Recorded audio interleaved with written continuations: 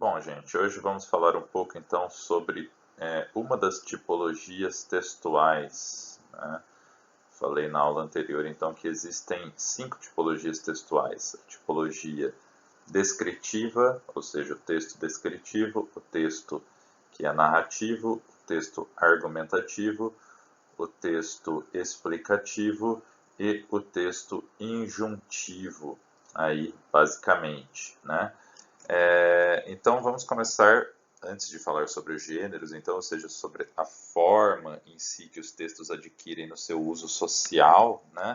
Vamos falar então um pouco sobre as tipologias, ou seja, assim, as sequências linguísticas que compõem esses textos, começando então pelo texto descritivo.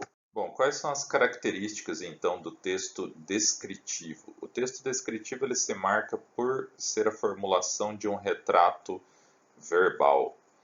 Ou seja, nós vamos fazer a construção da imagem de alguma coisa ou de alguém, não por meio de um desenho ou de uma fotografia, que seriam as formas de linguagem não verbal, mas por meio do uso da palavra, da linguagem verbal. Então, a descrição vai ser eu demonstrar qual é a imagem de uma coisa, né? Ou o aspecto de uma coisa, por meio das palavras, né?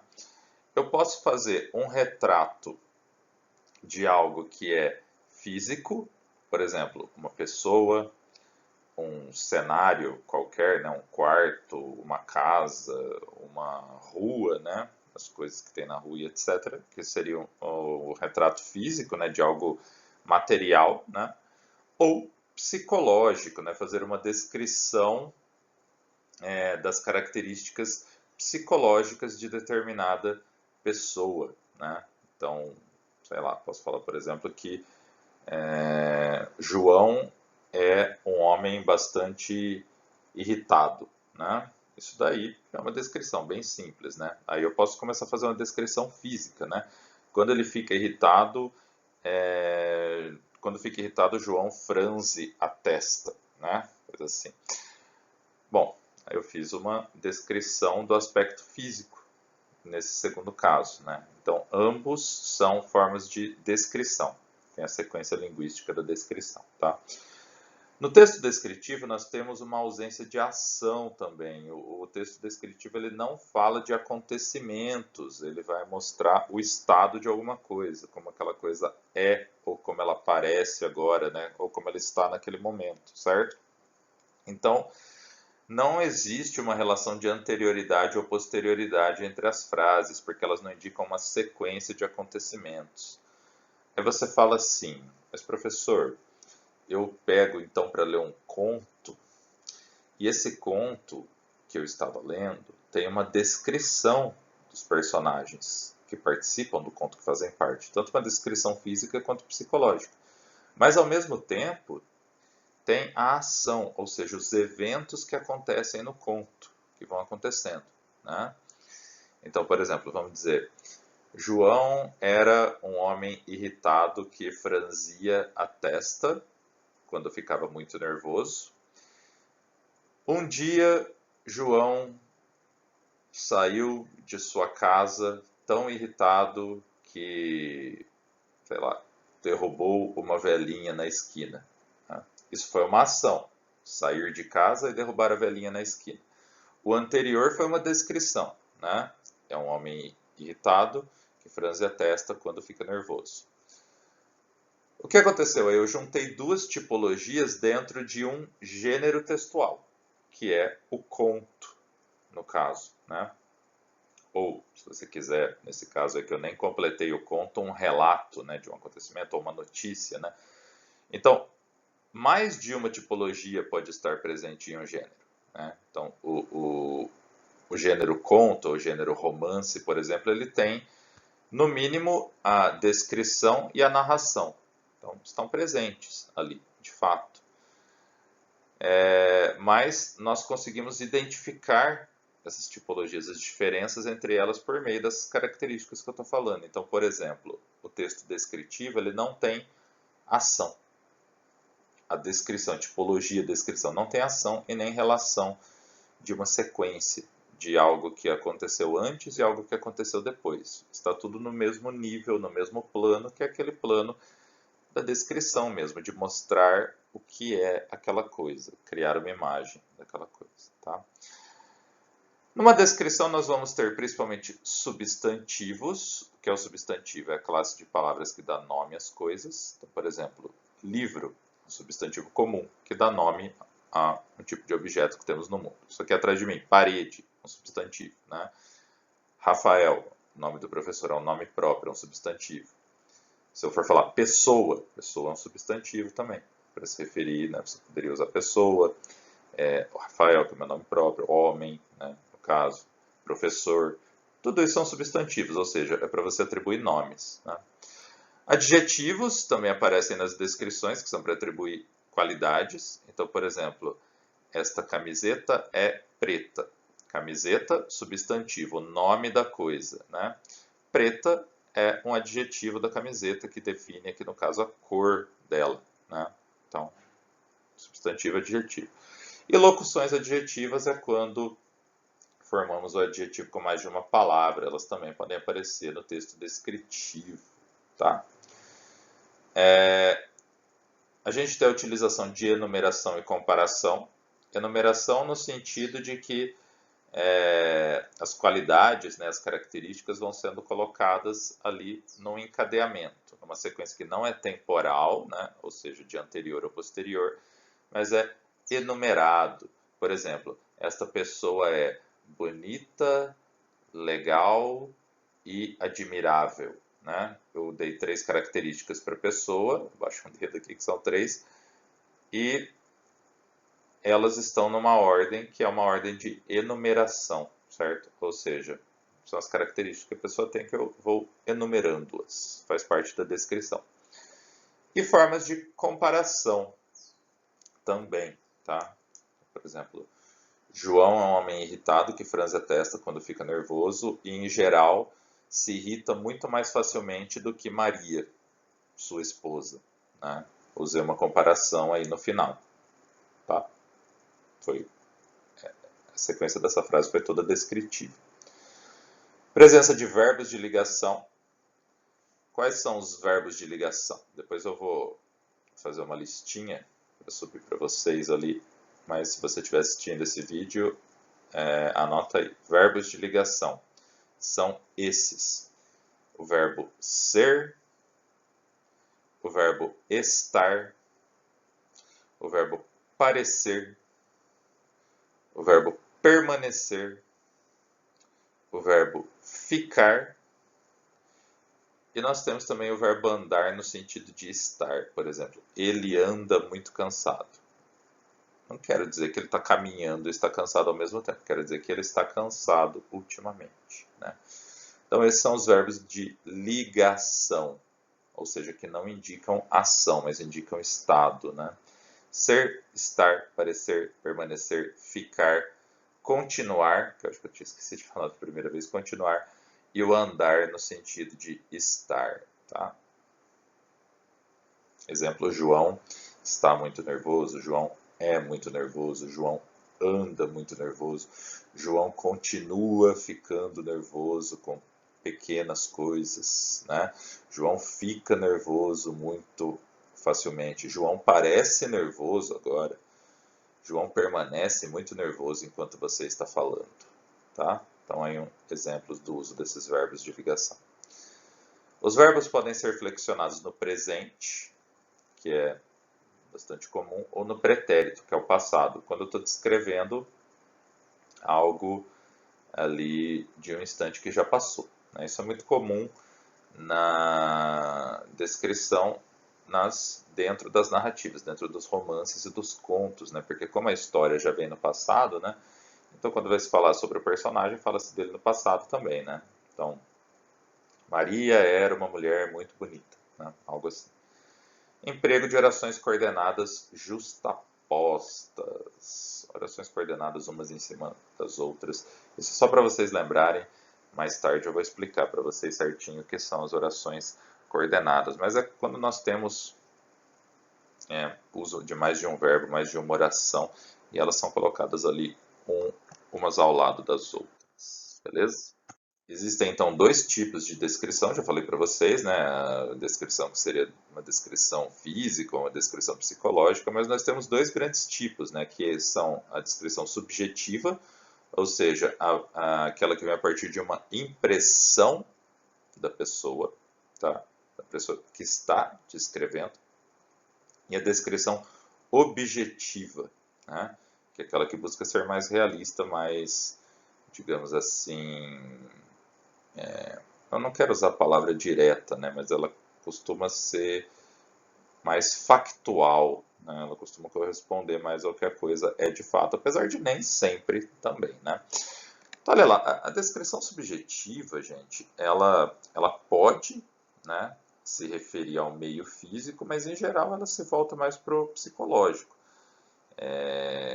Seja de quem está descrevendo mesmo, né, ou de quem é descrito, né?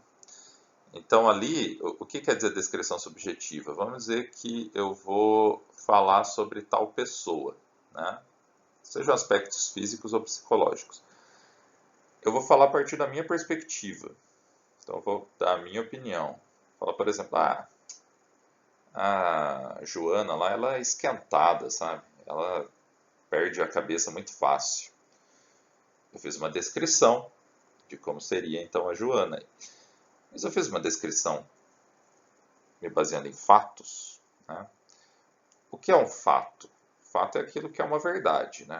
No caso, quando eu vou falar sobre uma pessoa, se é uma opinião compartilhada por muitos, se aquilo é um fato sobre a pessoa, a gente até pode deixar isso mais objetivo. Mas eu falando assim, isso que eu falei sobre Joana, eu fui subjetivo, eu fiz uma descrição subjetiva dela. Agora, se eu digo assim, a Joana está com vestido vermelho, e aí quem está me ouvindo olha para ela e vê que ela de fato está com vestido vermelho. Beleza, eu fiz uma descrição objetiva, no caso aí da roupa dela, né? Então, a diferença entre os dois.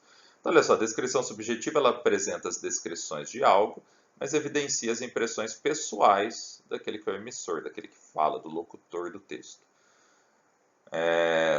Muitos exemplos surgem nos textos literários, né?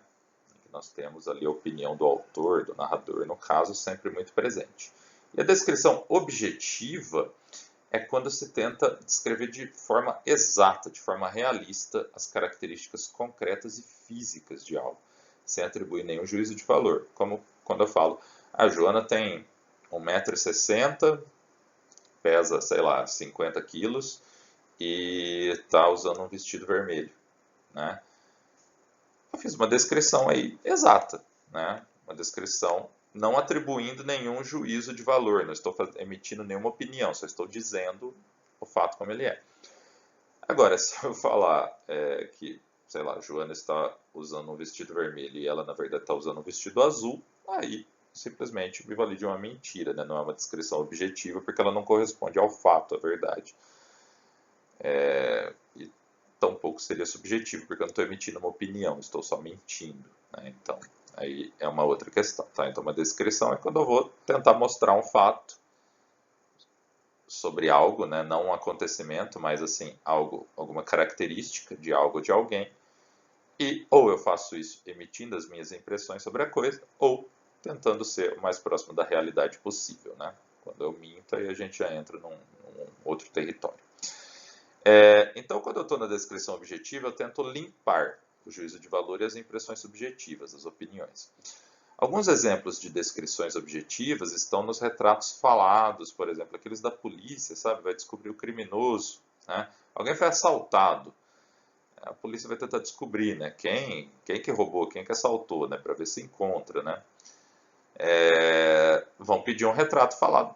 Quer dizer, vão pedir para a vítima, para alguma testemunha, descrever a pessoa, o suspeito do crime, né? Se eles não tiverem nenhuma pista. E aí, claro, para eles traçarem um retrato falado, tem até alguém, né, na polícia especialista em fazer isso, né?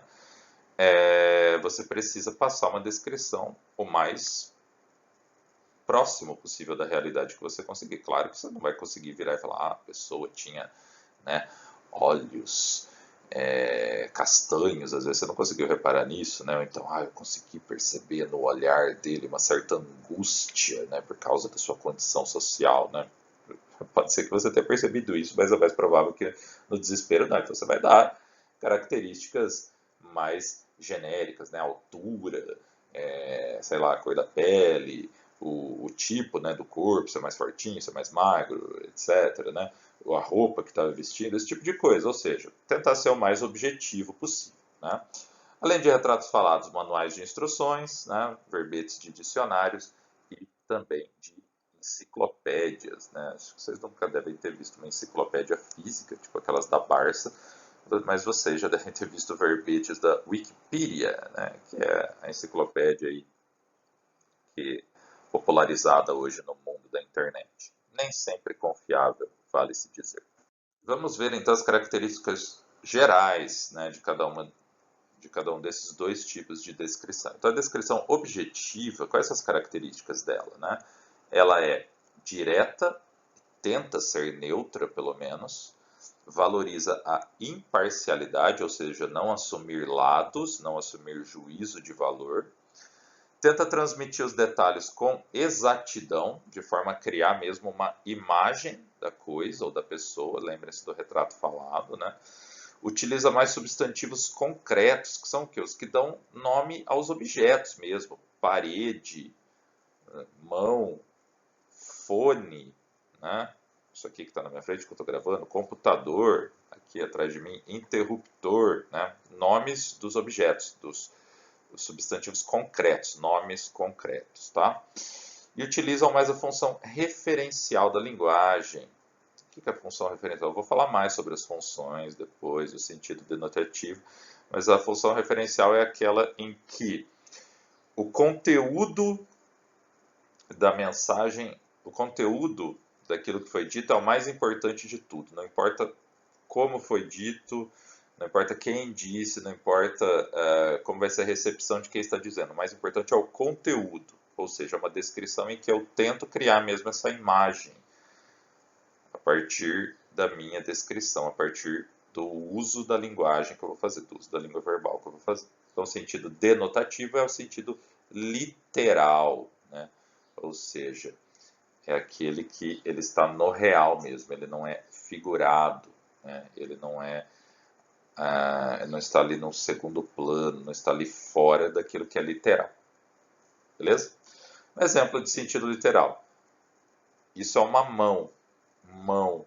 O nome desse órgão é mão. Isso é o sentido literal, denotativo disso aqui. Agora, se eu falo para alguém assim, me dá uma mão aí. Não mamão a fruta, né? Ficou meio uma cacofonia. Me dá uma mão. Quero dizer, me dá uma ajuda, né? Eu estou usando a palavra, o substantivo mão, num sentido não literal, num sentido figurado, que a gente vai chamar de conotativo. O denotativo é quando eu dou exatamente o nome que a coisa tem. Por exemplo, mão. Beleza? Um exemplo de descrição objetiva, então, olha aí. A vítima, Solange dos Santos, 22 anos, moradora da cidade de Marília, era magra, alta, 1,75 m, cabelos pretos e curtos, nariz fino e rosto ligeiramente alongado. O que eu fiz aí? Eu usei as palavras, usei a linguagem verbal para criar um retrato da pessoa, beleza? Isso é uma descrição objetiva. Valeu? E por fim temos as características da descrição subjetiva. Olha aí, o que nós temos então? Uma interferência emocional da pessoa que fala, né, do locutor, ou seja, daquele que está, do emissor do texto, né? Transmissão de uma visão pessoal que eu tenho sobre aquilo ou aquela pessoa. Então, nesse caso, nós vamos ter mais do que substantivos concretos, nós vamos ter uso de adjetivos, ou seja, as qualidades, exemplo, bonita, feia, legal, chata, inteligente, burro, etc. E utilização de substantivos abstratos. O que é um substantivo abstrato? É aquele que não se refere a objetos, mas se refere a sensações, sentimentos, elaborações do pensamento e etc. Como, por exemplo, racional. O o ser humano é um ser racional. Racional é um substantivo abstrato, ele não se refere a um objeto com existência física, real, material, né? Ele é algo, um conceito pensado pelos seres humanos aí durante a história e que ele existe, é uma palavra que existe, que se refere a alguma coisa, mas que não é concreta. Eu não consigo pegar a razão na mão e falar isso é a razão, né? Então, por exemplo, razão é um substantivo abstrato, né? O amor move montanhas. O amor é um substantivo abstrato, né? Eu não consigo pegar o amor na mão e falar isso aqui é o amor, toma aí. A gente consegue criar metáforas, tipo usar o coração e falar que é o símbolo do amor. Mas por que a gente usa uma metáfora? Porque a gente não tem o objeto em si, o objeto chamado amor, porque ele é abstrato, ele é um conceito. Tá? Isso é substantivo abstrato. E por fim nós temos a utilização da função poética da linguagem, ou seja, aquela em que a construção do texto, da mensagem, é mais importante do que o seu conteúdo em si. E o sentido é conotativo, ele é mais figurado, tá? Não é aquele literal. Olha lá, para a gente encerrar então, um exemplo da descrição subjetiva de uma parte de um romance do Eça de Queiroz, um romancista português. O romance se chama O Primo Basílio, tá? Ficara sentado à mesa a ler o diário de notícias, no seu roupão de manhã de fazenda preta. Até aí estamos na parte objetiva, né? Bordado a sotache com largos botões de madrepérola. O cabelo louro um pouco desmanchado, com um tom seco do calor do travesseiro, enrolava-se torcido no alto da cabeça pequenina de perfil bonito. Olha só, a partir do momento que ele falou a cabeça de perfil bonito, ele já colocou um toque subjetivo na descrição. A sua pele tinha brancura tenra e láctea das louras. Os adjetivos ali que ele já trouxe para a pele, né, fazendo essas referências, já também trazem um pouco da visão subjetiva. Com o cotovelo encostado à mesa, acariciava a orelha e, no movimento lento e suave dos seus dedos, 2 anéis de rubis miudinhos davam cintilações escarlates, né? Aí, no fim, ele traz um traço um pouco mais objetivo. Então, percebam, pode existir, no meio de uma mesma descrição, a mudança entre os dois fatores, entre os fatores objetivos e subjetivos. Então, por exemplo, aqui, eu vou grifar em amarelo o que seria o fator subjetivo, né? Que a gente poderia considerar a partir daqui, né? Ó, do cabelo louro, vou passar por cima das letras, ó. Nossa senhora, que bonito que ficou, hein? Parabéns, Rafael. Vou fingir que eu assinei, né? Até aqui, tirando esse balãozinho aqui, né? É a parte em que está a descrição subjetiva, né? Fiz isso por querer, que é para escrever aqui mesmo. Olha que bonito.